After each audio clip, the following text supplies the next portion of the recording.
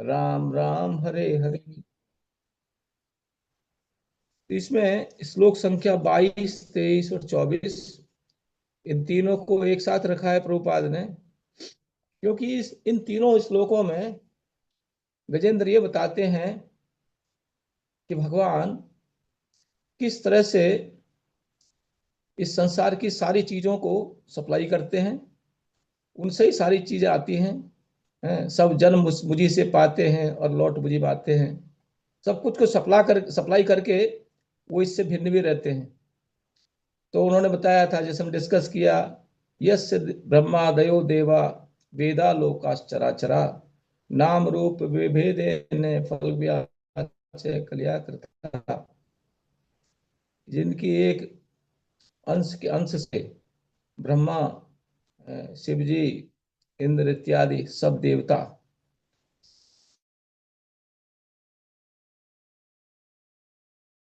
को लेकर के सब उनसे उत्पन्न होते हैं, जिनके एक अंश के अंश से। और कैसे होते हैं? यथार्थ स्वग्ने सवितुर्गवस्थे हो। जिस तरह से अग्नि की लपटें निकलती रहती हैं और सूर्य में से प्रकाश निकलता रहता है, इस तरह से सतत इसका प्रवाह बना रहता है। क्या कहें, निर्यांति संयांति असकृत सरोच से वो सब निकलते रहते हैं उसमें से, और फिर उसमें ही वापस जाते रहते हैं। सब जन मुझी से पाते हैं और लौट लौट मुझी में आते हैं। और क्या क्या निकलते हैं? तथा यतोयम गुण संप्रवाहो। गुण संप्रवाह मतलब सारी भौतिक चीजें उनमें से निकलती हैं। क्या? जैसे बता रहे, बुद्धि, मन, इंद्रियां, शरीर इत्यादि सब कुछ, सारे जीवों को उनकी जो बुद्धि है, अलग अलग तरह की बुद्धि है, उनके मन है, इंद्रियां हैं, शरीर है, सब वही प्रदान करते हैं। हम्म, आ,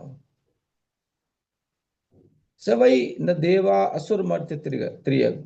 लेकिन फिर भी ये सब उनमें से आ रहा है, लेकिन फिर भी न तो वो देव हैं, देवता हैं, न असुर हैं, ना वो मनुष्य हैं, ना कोई जानवर हैं, पशु, ना स्त्री, न संडो, ना कोई नपुंसक हैं, ना कोई दूसरा जीव जंतु हैं, न मनुष्य है यानी पुरुष है। नायम गुण है कर्म न सन न चासन। ना कोई वो जो है गुण है, न कर्म है, विभिन्न प्रकार के कर्म, ना सत ना असत। ये कुछ नहीं है। इसका मतलब सब कुछ तो उनसे आता है, लेकिन सब कुछ उनसे आने के बावजूद भी वो ये नहीं है। अचिंत भेदाभेद, सब कुछ से कनेक्टेड है वो, बिल्कुल किसी से भिन्न भी नहीं है और सबसे भिन्न भी है। ये भगवान की अचिंत शक्ति है। और निषेध शेषो जयताद शेष है। निषेध शेषो का मतलब है सब चीज को निषेध करके, नयति नयति नयति, ये भी नहीं है, ये भी नहीं है, ये भी नहीं है, ये भी नहीं है, सबको आप निषेध कर करके जब लास्ट में क्या बचेगा? वो भगवान है। इसका मतलब क्या हो गया कि यहाँ पर जो भी कुछ हमको दिख रहा है वो दो ही चीजें हैं। मतलब जो भी कुछ क्रिएशन में है, एक तो वो और बाकी सब कुछ भगवान, और बाकी सब जो कुछ भी है उनका ही बनाया हुआ है। दो ही चीजें हैं, तीसरी कोई नहीं है। भगवान यानी सब चीज को आप नेति नेति करके समाप्त करते चले जाइए, ये भी नहीं है, ये भी नहीं, ये भी नहीं है, ये भी नहीं, ये भी नहीं है, फिर लास्ट में जो बच गया वो भगवान है। उसको बोलते हैं निषेध शेष है, जयताद शेष है, अशेष है, मतलब जिसका शेष नहीं है। सब चीज को बाध करके जो शेष बचा वो है भगवान, लेकिन उनका कोई शेष नहीं है, उनका कोई अंत नहीं है। ऐसे भगवान है। जयताज मतलब ऐसे भगवान जो है उपस्थित हो मेरी रक्षा करने के लिए। तो ऐसे भगवान को पुकार रहे हैं जिनमें से सब चीज पैदा होती है। अब आप देखेंगे कि ये इस संसार में जो भी कुछ आ रहा है, एक लगातार एक फ्लो बना हुआ है। कोई कहेगा कि ये सारी चीजें जो हैं ये तो ऐसे ही आ रही हैं, ऐसे नहीं आ रही हैं, ये सब प्रकृति से आ रही है और प्रकृति को कंट्रोल करते भगवान। तो हम देखें कि अगर आप देखें तो जितने भी जीव जंतु हैं, उनके लिए खाने के लिए अन्न है, सब्जियां हैं, फल फ्रूट्स हैं, फूल हैं, जो भी कुछ है पूरा संसार के अंदर, दूध है, या कोई तेल है, जितना भी हम यूज करते हैं सारी चीजें सब लगातार आ रही हैं वहीं से ही। और ये फ्लो निरंतर बना हुआ है और कब से, अनादिकाल से बना हुआ है। ये सब चीजें वहां से आती हैं। जैसे महाराज बता रहे थे कि उन्होंने पूछा किसी एक बच्चे से विदेश में, अमेरिका में, कि बताओ ये दूध कहाँ से आता है। तो बोलते हैं मेरे पिताजी लाते हैं, स्टोर से लाते हैं। तो बोलते हैं अच्छा ये दूध स्टोर में बनता है? हाँ स्टोर में बनता है, तभी तो लाते हैं। तो फिर उन्होंने कहा नहीं ये तो गाय से आता है। तो बोले नहीं गाय से नहीं आता है। तो डिवोटी का बच्चा था वो। फिर उसके पिताजी आ गए वहां पर, तो उन्होंने उनको बताया भाई तुम्हारा बेटा तो बोल रहा है दूध जो है गाय से नहीं आता है। तो उन्होंने उन्होंने समझाया कि नहीं नहीं बेटे ऐसा नहीं है, गाय से ही आता है, महाराज सही कहते हैं। और गाय से वो स्टोर में जाता है, स्टोर से हम लेकर के आते हैं। तो महाराज बता रहे थे भारतवर्ष में एक अच्छी सुविधा है कि आप जो है कहीं जाइए रास्ते में आपको मिल जाएगी, कोई गाय दोह रहा होगा कि यहाँ से गाय से दूध आ रहा है, या दूसरी एक्टिविटीज ओपनली है इंडिया में चलती है। लेकिन विदेश में तो इतना डेवलप्ड है समाज की, टाइम निकाल करके जब दूध दोहन की बेला हो किसी फार्म में जाइए, तब जाके बच्चे को देखने को मिलेगा कि कैसे दूध गाय से आता है। तो इस तरह से एक एग्जाम्पल है। तो इस तरह से भगवान से ही सारी चीजें आती हैं। अगर आप मनुष्यों के लिए कितनी चीजें यूज होती हैं, उनके लिए कितना अन्न, कितना सब्जी फल इत्यादि अगर जोड़ के देखा जाए, तो उसी का ही पता नहीं कितना बिल आएगा। तो वो बिल्कुल चुका ही नहीं सकते भगवान को। लेकिन we take it for granted, सब कुछ आ रहा है, ऐसे ही आ रहा है। मान लीजिए फर्नीचर है ये, तो आदमी क्या करेगा, पेड़ से लेकर के उसको काट पीट करके और चिकना करके कह देगा ठप्पा मार के इट इज मेड बाई। सही मायने में भगवान ने सब चीज बनाई है, everything should be made by God. मनुष्य क्या है, वो तो इसको थोड़ा मॉडिफाई कर सकता है, बना कुछ नहीं सकता है। एक ग्रास का एक ब्लेड भी नहीं बना सकता है मनुष्य, किसी की शक्ति नहीं है जो नेचर प्रोवाइड करती है। तो इस चीज को हमें समझना चाहिए कि भगवान कितने दाता हैं। दाता एक राम, भिखारी सब दुनिया। सारी कुछ चीजों से ये कृष्णा कॉन्शियसनेस का एक बड़ा इंपॉर्टेंट एक्टिविटी है कि हम इस चीज का एहसास करें जो हमको नहीं है। कि हम सोचते हैं सब ऐसे ही आ रहा है, मैं करता हूँ बहुत बड़ा। सबसे बड़े कर्ता भगवान हैं। हम लोग तो बहुत कम एक्टिविटी करते हैं और हम पूरा क्रेडिट चाहते हैं उसका। हमको बिल्कुल क्रेडिट मिलना नहीं चाहिए, बहुत कम क्रेडिट हमको मिलना चाहिए। पूरा क्रेडिट तो भगवान को ही जाता है, जिन्होंने सारी जो रॉ मटेरियल से सारा वही देते हैं। अगर वो रॉ मटेरियल ना दें, मान लो कह दें कि कल से भाई तुम अपना इंतजाम कर लो, हम अपना सूर्य की रोशनी आपको नहीं देंगे। अब अगर आप बोले उनको महाराज अब मतलब भगवान आप थोड़ा 1-2 साल रुक जाइए तो हम देखेंगे, 1-2 साल में क्या करोगे? आप कुछ इंतजाम कर सकते हैं? कहाँ जाएंगे? कहीं नहीं जा सकते हैं। तो ये भगवान की बहुत असीम कृपा है कि सब चीज हमको देते हैं। तो हमको कृतज्ञ होना चाहिए। और कृतज्ञ होने का मतलब क्या है कि हमें उनके लिए कुछ करना चाहिए। करना क्या चाहिए? भगवान को कुछ चाहिए थोड़े ही। वो तो यही चाहते हैं कि ये जो बद्ध जीव जो है इस संसार में जो यहाँ दुख पा रहे हैं, इनके लिए कुछ करो आप। वही करना है। ये यही असली समाज सेवा है कि ये जो जीव जो है यहाँ अज्ञान के कारण जो दुख पा रहे हैं इस भौतिक जगत में, उनको ज्ञान देना ये सबसे बड़ी सेवा है। तो ये आप करिए। तो यहाँ पर ये कहा निषेध शेषो जयताद शेष है कि सब चीज को बाध करके, सब जब सब चीज का अंत हो जाता है, एक चीज जो बचती है वो भगवान है। दैट मीन्स भगवान और बाकी सब यही है यहाँ पर। और जयताद शेष है, अशेष, उनका कोई शेष नहीं है। वो कभी, इनका कोई अंत नहीं होता और उनका कभी आदि नहीं है, वो हमेशा रहते हैं। तो इस तरह से ये बहुत इंपॉर्टेंट है श्लोक हैं। और इसमें यही पता चलता है कि भगवान सब कुछ देते हैं और सब कुछ दे करके सबसे कनेक्टेड रह करके फिर भी वो ये सब चीज नहीं है। ना वो कोई कोई देवता है, ना कोई पुरुष है, ना स्त्री है, ना कोई ये सब चीज बनती उनमें से ही है, लेकिन इनमें से वो कुछ भी नहीं है। सबसे अलग है, यूनिक है भगवान। तो फिर गजेंद्र आगे क्या कहते हैं? जिजीविषेना हम यहा मुया किम अंतर्वहिश्चाव्रत्यभिवन्याम इच्छामि कालेन न यस्य विप्लवस् तस्यात्मलोकावरणस्य मोक्षम। जिजीविषे, जिजीविषे का मतलब क्या? जीने की इच्छा, जीने की उत्कंठा। ना हम इहा मुया किम, हे भगवान मुझे इस पशु शरीर में मुझे जीने की कोई इच्छा नहीं है। जिजी विषे ना हम इहा अमया किम अंतर बहिश्चा अभृता इव योन्या। कि ये जो ईव की योनि है, ये जो हाथी की योनि है, ये अंदर से और बाहर से पूरा अज्ञान से पूरित है। कैसे पूरित है? अंदर से तो सभी जो है अज्ञान में हैं, सारे जितने बद्ध जीव हैं, किसी भी योनि में क्यों ना हो, सभी अज्ञान में हैं। और कैसे अज्ञान में हैं कि अहम और मम, कि अहम मतलब मैं ये शरीर हूँ, और शरीर से संबंधित जितनी वस्तुएं हैं, जितने व्यक्ति हैं, वो मेरे हैं।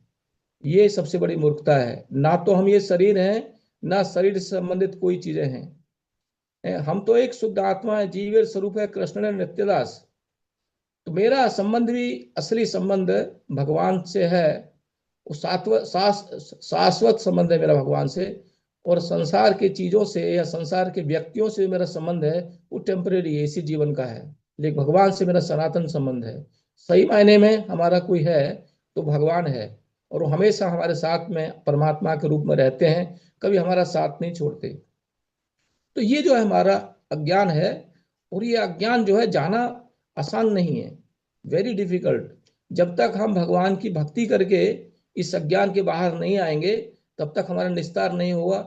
इसमें हम डाले हुए हैं। किस लिए डाले हुए हैं? क्योंकि हम इस संसार को भोग करना चाहते हैं, हम अज्ञान में रहना चाहते हैं, इसलिए भगवान ने डाला हुआ है। और अगर हम चाहें हम अज्ञान से बाहर आ जाएं तो ठीक है, फॉलो दी प्रोसेस, भगवान ने वो भी दिया है। चाहते हो तुम यहाँ रहो, जौन सी योनि में रहो, उस योनि में डाला जाएगा आपको जैसा आप डिजर्व करते हैं। लेकिन अगर आप चाहते हैं तो आपको हम निकाल भी देंगे। दोनों चीजें मर्जी आपकी है। यथेच्छसी तथा कुरु, भगवान बोलते हैं। तो इस तरह से हम देखते हैं कि अंदर से तो सभी अज्ञान में है, लेकिन बाहर से हाथी की योनि बहुत अज्ञान में है, कह रहे हैं गजेंद्र। क्योंकि हाथी जो है, इतना बड़ा शरीर भगवान ने दिया उसको, लेकिन उसको बुद्धि बहुत कम दिया है। अब देखिए, इतना बड़ा हाथी है, और उसके अंदर काम वासना बहुत होती है। काम वासना इतनी होती है कि उसको कैसे पकड़ा जाता है, कि जो पकड़ने वाले हैं वो जंगल में गड्ढा खोदते हैं खूब गहरा, और उसके ऊपर बांस लगा करके उसके ऊपर कुछ डाल देते हैं, मिट्टी मिट्टी कुछ घास वास डाल देते हैं, और उसके ऊपर एक नकली हथनी बना के खड़ी कर देते हैं, उसके जो ट्रैप है। और उसके दूसरे पार से एक असली हथनी की आवाज कराते हैं, और उस आवाज को सुन करके हाथी जो है पूरा काम वासना से एकदम से मत्त हो जाता है, प्रमत्त। और वो भागता है वो हथनी का संग करने के लिए। और वो जब आता है उधर वो गड्ढे के ऊपर, वो हथनी जो नकली खड़ी रहती है, तो वो उसकी तरफ जाता है और गड्ढे में गिर जाता है।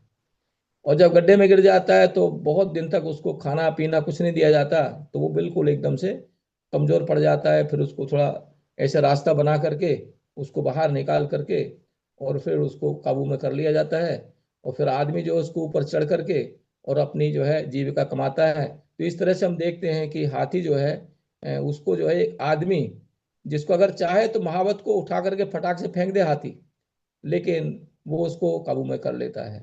तो इस तरह से कह रहे हैं कि मैं ये ऐसे हाथी की योनि में नहीं जीना चाहता।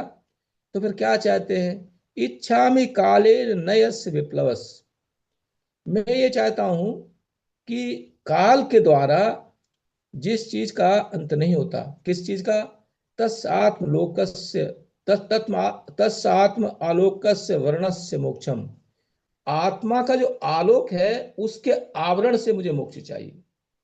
तो जीव की जो आत्मा है वो स्वयं प्रकाश से सच्चिदानंद स्वरूप है, लेकिन वो जो है काम के कारण, हमारी भौतिक इच्छाओं के कारण, हमारी चेतना जो है संसार में लगी हुई है। हमारे पास में भगवान होते हुए हम उसको देखते नहीं। हम किस चीज को देखते हैं? हमारी पूरी चेतना संसार की तरफ केंद्रित है, भगवान से बिल्कुल विमुख है। हम्म। तो ये क्या है? अज्ञान का आवरण है। आवृतम ज्ञानम एतेन ज्ञानिनो नित्य वेरणा, काम रूपेण कौनते दुष्पूरेण अनलेन अनलेन च। ये भगवत गीता के तीसरे चैप्टर में कहा गया है कि ये जो है आवृतम ज्ञानम एतेन, कि ये जो काम वासना जो है, ये जीव की जो भौतिक इच्छा जो है, ये जो है उस जीव के ज्ञान को आवरण कर दे आवृत कर देती है, आवृत कर देती है, उसको ढक देती है। और अगर हम चाहते हैं कि हमारा ये अज्ञान चला जाए, कैसे जाएगा? तो हमारी जो कामना नहीं जाएगी कभी भी, हमको इसको रिप्लेस करना पड़ेगा कि ये भौतिक इच्छाओं की जगह हमारी इच्छा होनी चाहिए भगवान से प्रेम करने की। ये जो हमारी चेतना है संसार से हटेगी नहीं। बहुत लोग हटाने की कोशिश करते हैं, जितने भी योगी हैं, जितने भी ज्ञानी हैं, वो क्या करते हैं? सारे यही तो करते हैं कि मेरी चेतना संसार से हट जाए। लेकिन हटा हटा करके, हटा हटा कर इतना कष्ट सहते हैं। लेकिन भगवान का भक्त जो है, वो भगवान में अपनी चेतना लगाता है, और चेतना लगाने से क्या होता है? उसकी चेतना संसार से अपने आप हट जाती है, उसको हटानी नहीं पड़ती है। तो ये जो भगवान की भक्ति का जो मार्ग है, ये जुड़ने का मार्ग है, ये टूटने का मार्ग नहीं है। लेकिन बाकी और जो मार्ग है भक्ति मार्ग को छोड़ करके, उस संसार से छुटाने का मार्ग है, कि संसार से मैं छूटूं। लेकिन भगवान की भक्ति क्या है? कि भगवान से जुड़ो। भगवान से जुड़ोगे तो संसार से अपने आप के छूटोगे। As simple as that. तो यही कह रहे हैं कि मेरा जो अज्ञान है, मेरा जो अंधकार है, उसको आप हटा दीजिए, इससे मैं मोक्षण चाहता हूं। तो कोई कहेगा, अरे क्या कह रहे हो, ये तो अपने आप हट जाएगा। समय आएगा जब अपने आप अज्ञान चला जाएगा। तो ऐसा नहीं है। ये जो हमारा अज्ञान है, ये कभी नहीं जाएगा। बहुत से लोग कहते हैं, हम कहते हैं उनसे, यार तुम हरे हरे कृष्ण जपो ना, भक्ति करो थोड़ा। हाँ हाँ, जब समय आ जाएगा करेंगे हम भी। कभी नहीं आएगा उस समय। अगर किसी कमरे में अंधकार है, वो अंधकार हमेशा रहेगा, कभी नहीं जाएगा। लेकिन अगर आप उसमें कोई एक बच्चा भी उसका स्विच ऑन कर दे, तो लाइट जल जाएगी, तो तुरंत चला जाएगा अंधकार। और नहीं तो आप पूरी रात बैठे रहो, पूरे दिन बैठे रहो, सदा बैठे रहो, अगर उस स्विच को ऑन नहीं करोगे तो अंधकार कभी जाएगा नहीं। तो इस तरह से हमारा जो ये अंधकार है, ये संसार में जो हमारी जो मति लगी हुई है, ये कभी जाने वाली नहीं है। ये कब जाएगी? ये जब जाएगी जब हम कोशिश करेंगे।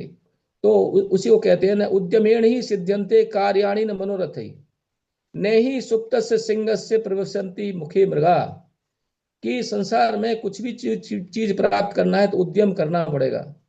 अपने आप कुछ नहीं होता है, चेष्टा करना पड़ेगा। और क्योंकि जो सिंह जो होता है, जंगल का राजा, उसके मुंह में भी आकर के कोई शिकार नहीं घुस जाता, उसको भी उसके लिए उद्यम करना पड़ता है, शिकार करना पड़ता है, तब उसको शिकार मिलता है। इसी तरह से यदि हम चाहते हैं कि मेरा ज्ञान चला जाए, तो हमको उद्यम करना पड़ेगा। हरे कृष्णा कृष्णा कृष्णा हरे हरे, हरे राम राम राम हरे हरे। सुबह सुबह जल्दी उठ करके, और हमको जो है भगवान का नाम जब अगर हम करेंगे, तो फिर क्या होगा? हमारा ये अज्ञान जाएगा। और इस अज्ञान को कोई दूर नहीं कर सकता, केवल भगवान दूर करते हैं। भगवान ने क्या भगवत गीता में, ते तेषाम अहम अनुकंपार्थम अहम अज्ञान जमतमा नास्यामि आत्म भाविस्तु ज्ञान दीपेन भास्वता। कि हे अर्जुन, जो लोग मेरी भक्ति में निरंतर लगे रहते हैं, मत चित्ता मतगत प्राणा, मत चित्ता मतगत प्राणा, तो जो मेरा अपना चित्त जो मेरे में लगाए रहते हैं, बोधयंत परस्परम कथयंत माम नित्यम तुष्यंती च रमंती च। तो जो निरंतर मेरी भक्ति में लगे रहते हैं, तो क्या कहते हैं? तो तेसाम अहम समुद्धरता। तो क्या कहते हैं? एवं सतत युक्ता नाम भजताम प्रीति पूर्वकम ददामी बुद्धि योगम तम ये मामुप्यांति थे। मैं उनको बुद्धि देता हूं। कैसी बुद्धि? आध्यात्मिक बुद्धि, भौतिक बुद्धि नहीं। भौतिक बुद्धि तो सबको है, एक कुत्ता भी जानता है अपना कि किस तरह से अपना रक्षा करना है। लेकिन सही रक्षा नहीं हो। सही रक्षा क्या है? मेरी आत्मा की रक्षा हो, मेरा जो अंधकार जो है ये समाप्त हो। तो जब हम चेष्टा करते हैं, तो भगवान जब हमारी चेष्टा से प्रसन्न हो जाते हैं, तब वो हमारे अंधकार को नष्ट करते हैं, और कोई नहीं कर सकता। केवल भगवान ही नष्ट करते हैं हमारी चेष्टा से प्रसन्न होकर के। तो ये यहाँ पर कह रहे हैं कि वो जो मेरी आत्मा का जो आवरण है अंधकार का, उसे समाप्त कर दीजिए। लेकिन फिर विश्वनाथ चक्रवर्ती ठाकुर कहते हैं, उसका दूसरा मीनिंग निकालते हैं, तस् आत्मलोक अस्य आवरण से। आत्मलोक मतलब भगवान का लोक। कि हे भगवान, आप अपने लोक में जाने में मेरी जो बाधा है, उन सारी बाधाओं को आप हटा दो, तो मैं आपके लोक में चला जाऊं। एक तरह से गजेंद्र कह रहे हैं कि मुझे आप, ऐसा नहीं है कि इस ग्राह से मुझे आप छुटा दो और मैं फिर हाथी की योनि में रह जाऊं। नहीं, मैं ये नहीं चाहता। मैं चाहता हूं मेरा अंधकार मिटा दीजिए, जिससे कि मैं सदा सदा के लिए, और मैं इस जो मेरा जो बद्ध जीवन है, मैं इससे छुटकारा प्राप्त कर लूं और मैं ज्ञान में स्थित होकर के और मैं आपकी लीला में शामिल हो जाऊं। ये इच्छा जाहिर कर रहे हैं गजेंद्र। तो बड़ी इंपॉर्टेंट श्लोक है ये। और फिर कहते हैं कि सोहम विश्व सृजम, सोहम विश्व सृजम विश्वम अविश्वम विश्व वेदसम विश्वात्मानम अजम ब्रह्म प्रणतो अस्मि परम पदम। सोहम, सोहम का मतलब ऐसा मैं मुमुक्षु, जिसको इससे ये जो भौतिक जीवन से मुक्ति चाहिए है, ऐसा हम, सो अहम विश्व सृजम विश्वम। विश्व सृजम मतलब जिस भगवान ने इस विश्व की रचना करी है उनको। और विश्व, सोहम विश्व सृजम विश्वम, और जो विश्व रूप है भगवान, वो खुद भी विश्व रूप है। और फिर अविश्वम, विश्व रूप होकर के फिर भी वो अविश्वम मतलब विश्व नहीं है। ऐसे भगवान जिनकी अचिंत्य शक्ति है कि इस विश्व को वो बनाते हैं और वो इस विश्व के रूप में भी है और फिर भी वो विश्व नहीं है। और विश्व वेद सम, संसार जो है उन्हीं का है, उन्हीं की वस्तु है। विश्वात्मानम अजम ब्रह्म, विश्वात्मानम का मतलब क्या है, उन्होंने विश्व को बना दिया है लेकिन पूरी तरह से इसके बारे में वो अभिज्ञ हैं, वो पूरी तरह से जानते हैं, पूरा उनको नॉलेज है इसके बारे में। He knows everything. वेद हम समतीतानि वर्तमानानि चार्जन भविष्यानि च भूतानि माम तु वेद न कश्चन। भगवान सब कुछ जानते हैं। विश्वात्मानम अजम ब्रह्म, जो क्या है, अज है, उनका कभी जन्म नहीं होता। वो जो है आते भी हैं यहाँ तो वो प्रकट होते हैं अपने स्वयं स्वयं रूप में, जो उनका अंतरंगा शक्ति के द्वारा प्रकट होता है, बहिरंगा शक्ति के द्वारा नहीं, अपनी इच्छा से प्रकट होते हैं भगवान। वो किसी माया के, किसी कर्म के प्रभाव में नहीं प्रकट होते, वो स्वयं प्रकट होते हैं। अज हैं वो, ब्रह्म प्रणतो अस्मि परम पदम। मैं ऐसे भगवान को उनकी शरण में हूं मैं, जो परम पद है। परम पद है मतलब इस भौतिक जगत के पार हैं, परम पद है। ऐसे भगवान को मैं नमस्कार करता हूं। मैं भगवान आपको जानता नहीं, मैं तो केवल आपको नमस्कार भी करने में मेरे से मुश्किल हो रहा है, मैं तो आपको नमस्कार करने का मैं आपको ध्यान कर रहा हूं, ऐसे कह रहे हैं। और फिर कहते हैं आगे कि मुझे तो आप, मैं आपको नहीं जान सकता, लेकिन कौन जान सकता है, वो बताते हैं योग रंधित कर्माणु, कि जिसने योग करके यानी भक्ति करके जिसने अपने जो कर्म है, कर्म बंधन को समाप्त कर लिया है।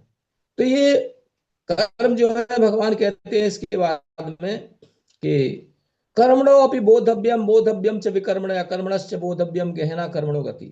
अर्जुन ये समझ लो, और विकर्म क्या है और अकर्म क्या है? तो गहना कर्मणो गति, कर्म की गति बहुत गहन है।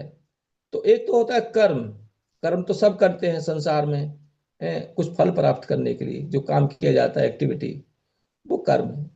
और विकर्म है जो चीज जो है शास्त्र जिसको परमिशन नहीं देता, जैसे पशुओं का वध करना, चोरी करना इत्यादि, व्यभिचार करना, तो ये विकर्म है। तो कर्म और विकर्म दोनों एक तरह से बुरे कर्म और अच्छे कर्म हैं, लेकिन है कर्म ये भी, लेकिन इनसे काम चलने वाला नहीं है। आप अच्छा कर लो बुरा कर लो तो आप संसार में अकर्म करो। अकर्म करने का मतलब क्या है, ये नहीं है कि आप बैठ जाओ कुछ करो मत, नहीं, आप करते हुए भी फिर भी करता नहीं है। आप कर रहे हैं काम लेकिन आपको उसका फल नहीं मिलता, क्योंकि आप जो है, आपकी चेतना यह है कि मुझे अपने लिए कुछ नहीं चाहिए, क्योंकि मैं भगवान का हूं, सब कुछ उनका है, तो मैं उनके लिए कार्य करूंगा। यज्ञार्थ कर्मणो अन्यत्र लोको एवं कर्म बंधन है। भगवान को केंद्र में बना करके अगर हम कोई कार्य नहीं करते हैं तो उससे हमारा बंधन बनता है, और हम भगवान को केंद्र में रख करके अगर हम कोई कार्य करते हैं कोई बंधन नहीं होता है। जैसे फॉर एग्जाम्पल, कौन खाना नहीं खाता है, सब खाते हैं, रोज खाते हैं, 3 बार खाते हैं, 2 बार खाते हैं। लेकिन हम कैसे करते हैं कि मैं बाजार से जाऊंगा, क्या सब्जी मुझे अच्छा लगेगा, ये क्या खाना आज तुझे, आज मैं गोभी खाऊंगा, अच्छा गोभी खा, चलो गोभी ले चलते हैं। तो गोभी लाए और ला करके बनाया और खा लिया। गर्हित कर्म है। ये सोच करके लाना चाहिए बाजार से ही कि ये जो मैं गोभी ले जा रहा हूँ, अच्छे से अच्छा गोभी खरीदूं, मुझे इसको पकाना है भगवान को भोग लगाने के लिए, भगवान को मैं अर्पण करना चाहता हूँ, और भगवान को अर्पण करके तब मैं खाऊंगा। तो वही काम जो आप कर रहे थे, हैं, अगर आपकी चेतना ये कि मैं खुद खाऊंगा इसको, तो आपको उसका बंधन लगेगा। लेकिन अगर आप वही काम को ये करके सोच रहे हैं कि नहीं मैं तो भगवान को ऑफर करूंगा और भगवान जब खा लेंगे तो उनका उच्छिष्ट खाऊंगा, तो इसमें कोई कर्म नहीं लगेगा। तो इस तरह से मैंने एक एग्जाम्पल दिया। इस तरह से संसार के सभी कर्मों को आप अकर्म में बदल सकते हैं। और ये करने के लिए हमको ट्रेनिंग लेना पड़ता है। वो ट्रेनिंग हमें इस्कॉन सेंटर्स में मिलता है। जो ट्रेनिंग ले लेगा वो संसार की हर वस्तु को वो भगवान के सेवा के लिए यूज कर सकता है। और यही टेक्निक थी जो भरत महाराज थे, युधिष्ठिर महाराज थे, परीक्षित महाराज थे, अम्बरीश महाराज थे। ये संसार के राजा थे, सब कुछ इनके अंडर कंट्रोल था, लेकिन फिर भी वो भगवान के भक्त थे, उनको कोई कर्म नहीं लगता था। तो ये टेक्निक हमें सीखनी है। भगवत गीता हमको टेक्निक सिखाती है। लेकिन संसार में तो लोग कहते हैं कर्म ही पूजा है, दिन रात गधे की तरह काम करो, चेतना संसार में लगी हुई है। क्या तुम भगवत गीता को जानते हो? भगवत गीता को जानते हैं प्रभुपाद, उन्होंने समझाया है और इस्कॉन के सेंटर में समझा जाता है। इसको समझना चाहिए। ये समझ ही तो है बुद्धिमानी। तो जिसको ये बुद्धि आ गया है वो व्यक्ति बुद्धिमान है, जिसको समझ आ गया है। और नहीं तो कोई आदमी कितना ही कर्मी क्यों ना हो और उसको नोबेल प्राइज क्यों ना मिले, उसको तो बहुत बड़ा दंड मिलेगा कि मनुष्य होकर के तुमने मेरे को पहचाना नहीं और मेरे लिए आपने कुछ नहीं किया, तो फिर मैं आपको मनुष्य बनाया किस लिए? बहुत बड़ा दंड मिलता है। इसलिए भगवत गीता एक ऐसा शास्त्र है, हमारे प्रधानमंत्री भी कहते हैं इस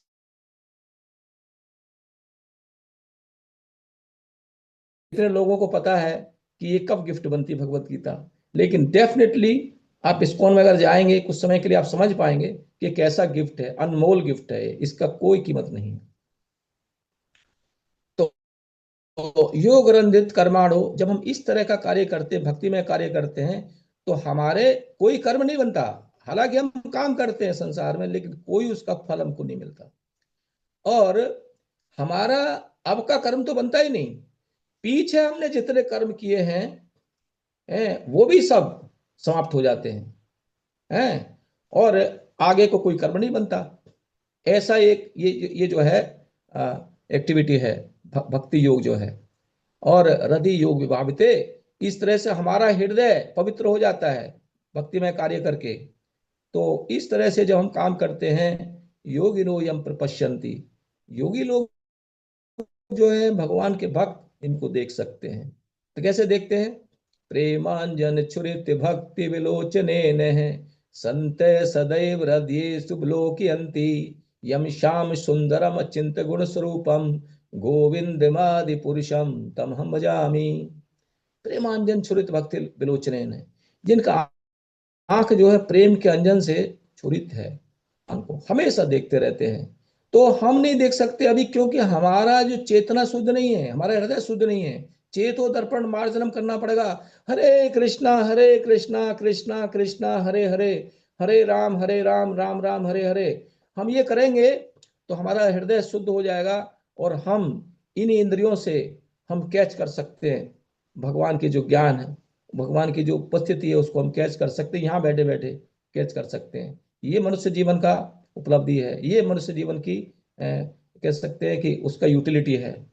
तो योगिनो यम प्रपश्यन्ति योगेशम तम न तो अस्मि, हम ऐसे योगेश को मैं नमस्कार करता हूं। तो योगेश का मतलब जो योग के ईश हैं, जो भक्ति का फल देते हैं। संसार में हमारा जो एक्टिविटी है उसका फल हमारा मालिक देता है, बॉस देता है, पगार के रूप में, सैलरी के रूप में, या और किसी किसी वस्तु के रूप में हमको फल मिलता है। लेकिन योग का फल कोई नहीं दे सकता संसार में। भक्ति का फल देते हैं भगवान खुद। और वो ऐसा फल है कि जो अनमोल फल है। कैसा फल है? जैसे अजामिल, अजामिल ने नारायण पुकारा, अपने बेटे को पुकारता था लेकिन भगवान का नाम बोलता था। उसका फल क्या मिला कि जब उसको जो यमराज के जो दूत थे जब उसको लेने के लिए आए, तो भगवान ने, योगेश ने अपने 4 दूतों को भेज दिया और 4 दूतों ने यम दूतों से अजामिल को छुटा लिया। तो ये योग का फल हुआ। यानी जिसको नरक में जाना था, नरक में जाने से रोक लिया। और उन्होंने पिटाई नहीं की यमराज के दूतों की, यही गनीमत रह गई योगेश के 4 दूतों ने। क्योंकि उन्होंने बहुत गलत काम किया था। जो आदमी भगवान का नाम जप रहा है उसको आप आकर के यम पास लगा दो, तुम्हारी क्या मजाल। यमराज ने खुद कहा अपने दूतों को कि अब की बार तो आप बच के आ गए, भविष्य में कभी जो भगवान के भक्त हैं, जो भगवान का नाम जपते हैं, उनकी तरफ तुमने आंख उठा के देखा तो फिर हमसे आके कुछ मत कहना कि तुम्हारा क्या हो गया, मैं कुछ जिम्मेदार नहीं उसके लिए। तो आप अच्छी तरह से समझ लो कि भगवान की भक्ति करने वाले जो हैं उनकी तरफ कभी आंख उठा के मत देखना, जाना मत उधर। अब की बार हो गया तो हो गया। तो ये जो है योगेश है। तो ये हमने देखा कि किस तरह से अजामिल को उसके नारायण नाम बोलने का फल प्राप्त हुआ, भगवान ने दिया, योगेश ने दिया। और एक एग्जाम्पल बोलते हैं संत लोग कि एक व्यक्ति था और उसने ये व्रत लिया हुआ था कि मैं कभी हरे कृष्णा नहीं बोलूंगा, कभी मैं भगवान का नाम बोलूंगा नहीं। तो एक दिन एक संत आए उनके घर में। उनके घर वाले बड़े चिंतित रहते थे कि हमारा कैसा बेटा है, कैसा इसने व्रत ले रखा है, उल्टा व्रत ले रखा। दुनिया कहती है मैं हमेशा भगवान का नाम जपूंगा, लेकिन ये कहता है कि मैं कभी नाम लूंगा ही नहीं। तो वो संत कहते हैं कि मैं इससे भगवान का नाम मैं इससे लिवा करके रहूंगा। और एक दिन घर वाले सब बाहर चले गए, उन्होंने उसको पकड़ लिया, बड़े जबरदस्त तगड़े थे संत, और उन्होंने उसका गर्दन दबा दिया, बोलो बोल हरे कृष्ण, बोल हरे कृष्ण, बोल हरे कृष्ण। तो उसने जो है ना दबाव में आकर के एक बार बोल दिया हरे कृष्ण, और बाद में उसने बहुत पछतावा किया, अरे मेरा व्रत टूट गया, मैंने तो हरे कृष्णा बोल दिया। ऐसे करके फिर समय आया और फिर वो जो है यमराज के दूत लेने आए, क्योंकि पाप ही करता था। और जब यमराज के सामने प्रस्तुत किया गया तो यमराज ने कहा कि बताओ, पहले तुमको पाप कर्म का फल चाहिए या पुण्य कर्म का फल चाहिए। तो बोलता है वो व्यक्ति, अच्छा कुछ पुण्य भी किया है मैंने अपने जीवन में। तो बोलता है हाँ, तुमने एक बार विवश होकर के हरे कृष्णा बोला है। तो बोलते हैं ठीक है, तो आप उसी का फल मुझे दे दीजिए, लेकिन नाप तोल करके दीजिए, कम ना रह जाए। अब जब उसने ये बात कही तो यमराज जो है, वो तो भगवान के भक्त हैं, उन्होंने सोचा भाई त्रुटि ना हो जाए। उन्होंने अपने जो क्लर्क है चित्रगुप्त उसको बुलाया, भाई देखो एक बार हरे कृष्णा बोलने का क्या फल होता है। तो बोले हम मुझे तो पता नहीं है कि एक बार नाम बोलने का क्या फल होता है। अब तो यमराज घबरा गए, बोले ठीक है चलो ब्रह्मा जी के पास चलते हैं, वो तो भगवान के बेटे हैं, वो तो जो है सब कुछ जानते हैं। तो ब्रह्मा जी बोले भाई मैं भी नाम जपता हूँ, लेकिन मुझे भी नहीं पता एक बार हरे कृष्णा बोलने का क्या फल होगा। ऐसा करते हैं, भगवान नाम के जो प्रेमी है शिव जी उनके पास चलते हैं। तो साथ में वो पापी भी गया और ब्रह्मा जी भी साथ में गए और यमराज गए, चित्रगुप्त को भी ले गए साथ में। तो शिव जी क्या कहते हैं, भाई मैं रोज नाम जपता हूँ, मुझे भी नहीं पता, चलो विष्णु के पास चलते, भगवान के पास चलते हैं। तो फिर वो भगवान के पास में गए। तो भगवान ने कहा ठीक है, मुझे भी नहीं पता एक बार हरे कृष्णा बोलने का क्या फल होता है, लेकिन इसको ये फल तो मिलना चाहिए कम से कम, इसको अब यहाँ रहने दो वैकुंठ में। एक बार हरे कृष्णा बोलने का फल ये मिला उसको कि उसको वैकुंठ मिल गया। तो ये है योगेशम। योग का फल जो है ना भगवान देते हैं, इसलिए हम योग करते हैं। योग करते मतलब भक्ति करते हैं, ये असली योग है। तो ये हम करेंगे तो हमको फल निश्चित मिलेगा, और उसका फल भगवान देंगे। और कैसा होगा, अनमोल फल होगा। हरे कृष्णा कृष्णा कृष्णा हरे हरे, हरे राम राम राम हरे हरे। फिर कहते हैं अगर ऐसा है कि भगवान की भक्ति करने से और हम सारे कर्मों से दूर चले जाते हैं और इतने बड़ा फल प्राप्त होता है, तो फिर लोग करते क्यों नहीं इसको, क्यों भक्ति योग को नहीं करते हैं। तो बताते हैं, नमो नमस्तुभ्यम असह्य वेग शक्ति त्रयायाखिल धी गुणाय प्रपन्न पालाय दुरंत शक्तये कदिंद्रियाणाम अनवाप्य वर्तमने। तो कहते हैं नमो नमस्तुभ्यम असह्य वेगे, कि हे भगवान तुमको मैं नमस्कार करता हूं, क्योंकि आपकी जो त्रिशक्ति है, रजोगुण तमोगुण सतोगुण, उसकी शक्ति है, ये उसका जो वेग है वो असह्य है। यानी जब व्यक्ति कामावेश में आता है, लोभ के आवेश में आता है, तो उसको कोई रोक नहीं सकता है। इसलिए इंस्ट्रक्शन है शास्त्रों का कि कभी भी हमें जो है जो स्त्री वर्ग है, एकांत में उनके साथ नहीं रहना चाहिए। तो उसको बोलते हैं माता स्वसा दुहित्रो वा न कश्चिन एकांतिनो भवेत, बलवान इंद्रिय ग्रामो बलवान समपि कर सती, विद्वान समपि कर सती। तो हमको कभी भी किसी अपोजिट सेक्स के साथ में हमको एकांत में नहीं रहना चाहिए, क्योंकि ये जो काम जो है ये अंधा होता है, ये रिलेशन को भूल जाता है। कई बार कितने ऐसे उदाहरण है संसार में कि अंधे होकर के लोगों ने इतना बड़ा पाप कर दिया जिसका कोई लिमिट नहीं है। इसलिए ये जो वेग है भगवान की जो शक्ति का, असह्य है।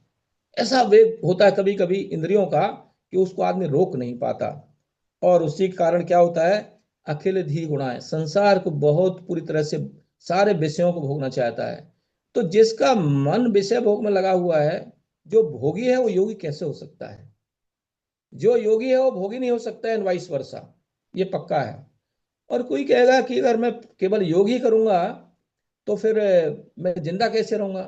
अरे अगर आप योग करते हैं तो आप भोग इतना करेंगे जिससे जितना मिनिमम है। काम न काम से इंद्रिय, काम से इंद्रिय प्रीति। ओके, तो उसकी जो है ना, काम में प्रीति नहीं होती है। इतना जितना जीने के लिए खाएगा वो, जितना आवश्यक है उससे ज्यादा नहीं। तो फिर उसका जो क्या होगा, खाना भी वो भक्ति हो जाएगा। क्यों? किस लिए खा रहा है? उसलिए खा रहा है कि वो जिंदा रहे और भक्ति कर सके।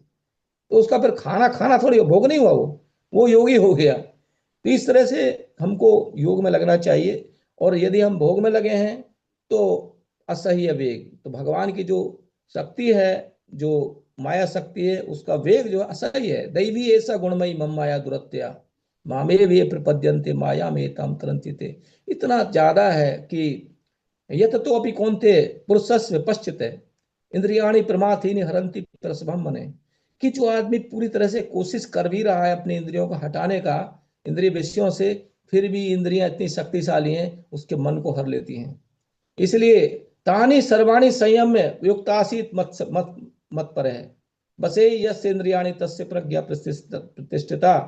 कि हे अर्जुन, इसलिए तुम क्या करना है, इंद्रियों को बस करने के लिए आपको अपना मन मेरे में लगाइए। और अगर आप ऐसा करेंगे तो आप इंद्रियों को बस में कर पाएंगे। और जिसकी इंद्रियां बस में हैं उसकी प्रज्ञा जो है प्रतिष्ठित है, उसकी जो है क्या है, व्यवसायत्मक बुद्धि हो जाएगी। एक है कुरुनंदन, और नहीं तो हो नहीं सकती है।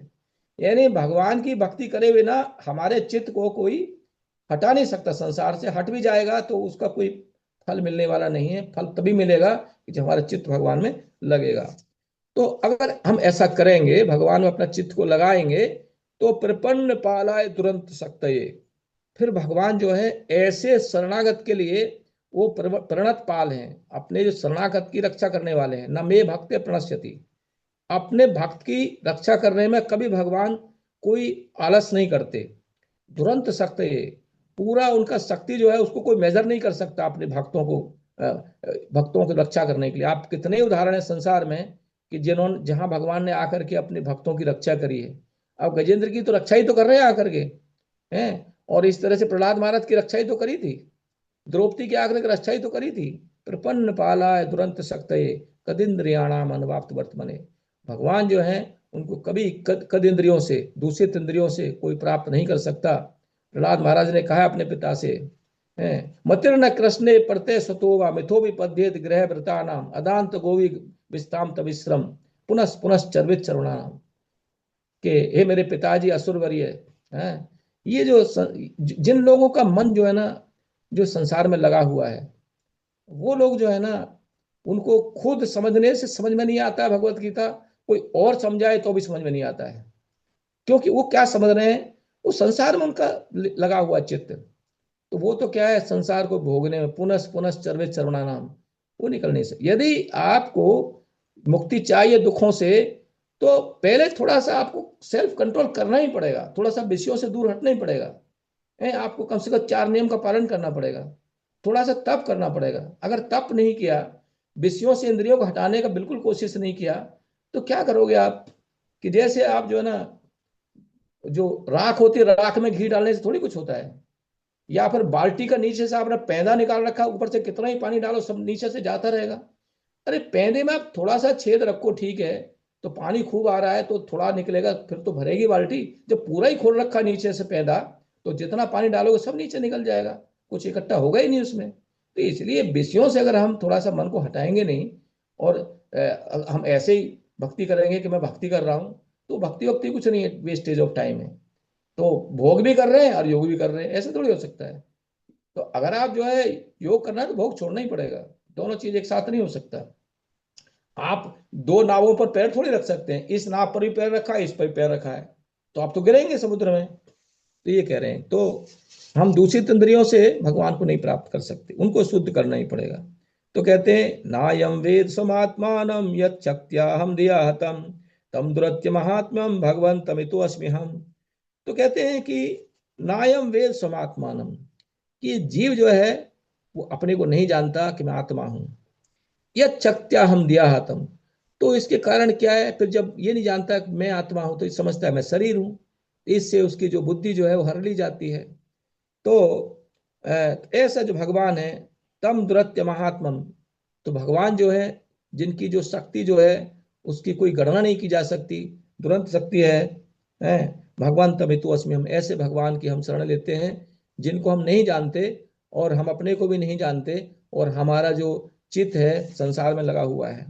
इस तरह से जब गजेंद्र ने प्रार्थना करी तो फिर आगे क्या है, श्री सुकवाच एवं गजेन्द्रमुपवर्णित निर्विशेषम ब्रह्मादयो विविध लिंग भेदाभिमाना नैते यदोप ससरपो निखिलात्मकत्वात् तत्राखिला मरमयो हरिराविराशित।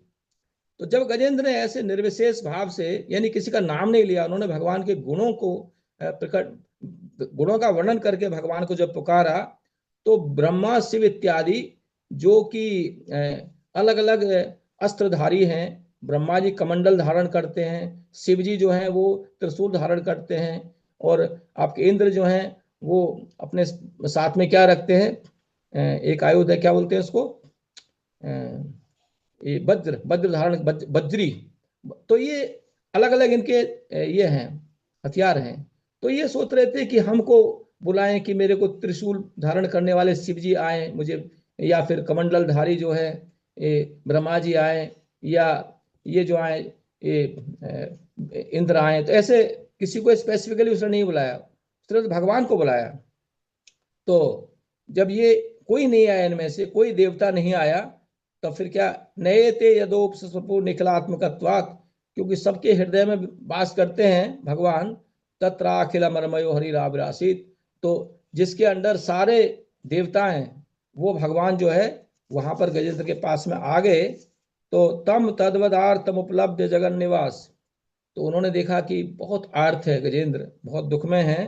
तो जगन निवास भगवान ने क्या किया, स्तोत्रम निशम्य दिव्यजय से संस्तवत भी, तो उन्होंने जो इसकी जो प्रार्थना है इसको सुना, तो वो जो है गरुड़ पर बैठ करके और अपने पार्षदों के द्वारा भगवान के गुण गान होते हुए, और वो छंदोमयेन गरुड़ेन सहोय माने, तो जो गरुड़ जी हैं जिनके पंखों से वेद निकलते हैं, उस पर सवार होकर के भगवान चक्र लेकर के, चक्र आयुधो अव्यगवत आसुयतो गजेंद्र, लेकर के आए पहले से ही सुदर्शन चक्र।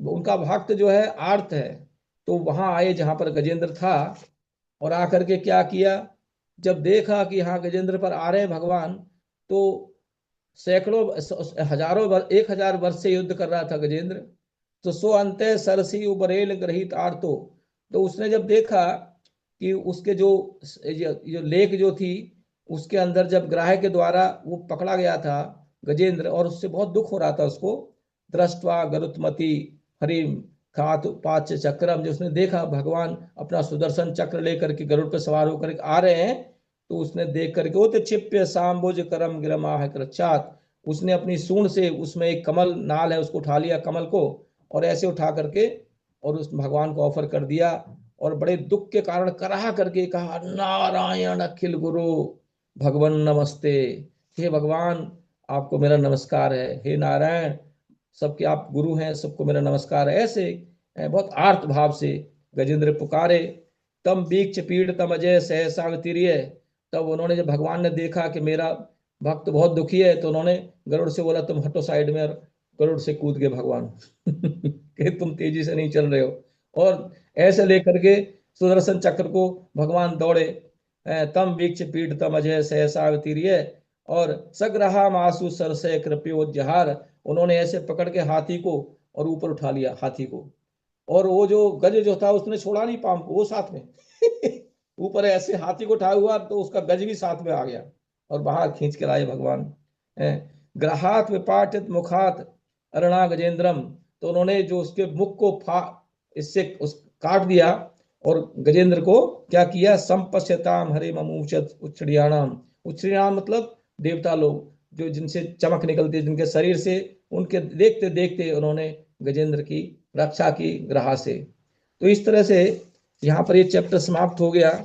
तो अब आगे जो है ये बताया जाएगा कि भगवान ने जो इनकी जो मुक्त किया गजेंद्र, तो गजेंद्र पिछले जन्म में क्या थे, और ये ग्राह जो है ये पिछले जन्म में क्या थे, और कैसे संयोग बना कि भगवान दोनों को मुक्त करेंगे, ग्राह को भी मुक्त करेंगे, गज को भी मुक्त करेंगे, लेकिन पहले ग्राह को मुक्त करेंगे, गज को बाद में करेंगे। इसी तरह से संसार में अब जो यहाँ एक तो गज है और एक ग्राह है, तो गज जो है एक भक्त को रिप्रेजेंट करता है, इसलिए हमें भी किसी भक्त के चरण पकड़ के रखना चाहिए। जैसे ग्राह ने पकड़ा था गजेंद्र का, तो हमको किसी भगवान के शुद्ध भक्त के चरणों को पकड़ के रखना चाहिए। तो क्या होगा, उस भक्त को तो बाद में भगवान मुक्त करेंगे, पहले हमको करेंगे। तो इस तरह से ये क्या स्टोरी है कि पिछले जन्म में गज क्या था, ग्राह क्या था, और फिर उसके बाद में किस तरह से इनको मुक्ति मिली दोनों को, और फिर इस कथा का श्रुति फल क्या है। कि अब हम पीछे से हमने शुरू किया था कि भाई ये कथा चौथे मनवंतर में हुई, और कहाँ पर हुई, त्रिकूट पर्वत पर हुई, और फिर किस किस परिस्थितियों में, किन परिस्थितियों में गज जो था वहां पर था, और इतना शक्तिशाली था गज कि वो राजा था कि उसकी जो महक आते के साथ ही बड़े बड़े शेर और हाथी भाग जाते थे, ऐसा था। उसको ऐसी परेशानी आ गई। संसार में किसी को परेशानी आ सकती है, और मानो या मत मानो, हर व्यक्ति को किसी न किसी ग्रह ने पकड़ कर रखा है इस संसार में, हमको पता हो या नहीं पता हो। है तो इस ग्रह से अगर बाहर निकलना है, इस ग्रह की पकड़ से, माया की पकड़ से, तो हमें भगवान की शरण में जाना पड़ेगा। हमको ऐसे जैसे स्तोत्र बोला है इसने, ऐसे हमको कुछ बोलना पड़ेगा। तो ये किस तरह से इनको मुक्त किया गया, और इसका श्रुति फल क्या है, क्या हमको फायदा मिलेगा कथा सुनने से, वो भी पता होना चाहिए ना। ये जो है बहुत उपादेय कथा, कि ये आगे बताएंगे कि जो व्यक्ति इस कथा को सुनता है, गजेंद्र मोक्ष की कथा को सुनता है, एक तो उसको जो है संसार में उसकी ख्याति बहुत बढ़ जाती है, उसको जो है यश बढ़ता है, भगवान का धाम उसको प्राप्त होता है, क्योंकि उस हृदय का कलवश समाप्त हो जाता है। और सबसे बड़ी बात क्या है कि उसको कभी दुष्स्वप्न दिखाई नहीं देगा। हमको कभी कभी डरावने सपन आते हैं ना, डरावना सपन उसको नहीं आ सकता है, ये इसकी दवा है। तो इस तरह से ये सारी चीजें अगली क्लास में अगर प्रभु जी चाहेंगे तो हम डिस्कस कर सकते हैं। तो आज की क्लास यही समाप्त हुआ। किसी का कोई प्रश्न है तो पूछ सकते हैं। हरे कृष्ण।